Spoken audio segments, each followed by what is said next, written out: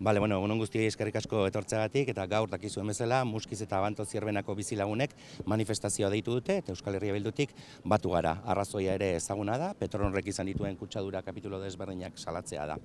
Eta honen arira, mezu batzuk helarazi nahi ditugu, sinpleak baina guretzat garrantzitsuak direnak.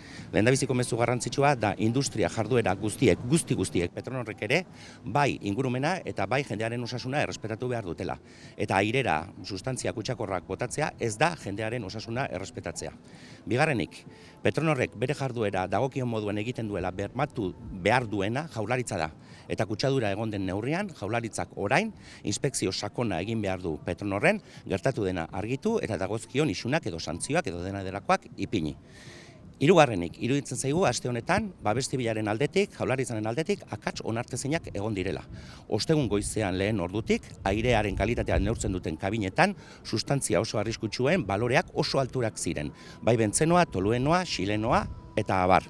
Eta Jaurlaritzak oso berandu erreakzionatu zuen. Eguerdi arte ez zuen ezer esan eta egin zuenean izan zen bakarrik gaiari garrantzia kentzeko.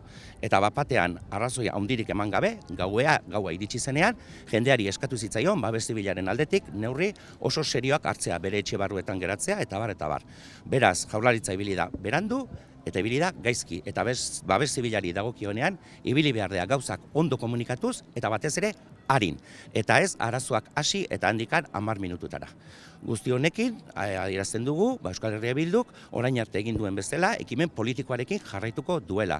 Noski gaiara kontrol plenora joango da, baina baita ere eskatuko dugu batzordeetan, legebiltzarrean, bai arduradun politikoak eta bai Petronorreko arduradunak etortzea, iruditzen zaigulako gertatu dena edo gertatzen ari dena argitu behar dela, iruditzen zaigulako jendearen osasuna tartean dagoenean oso zorrotzak izan behar dugula.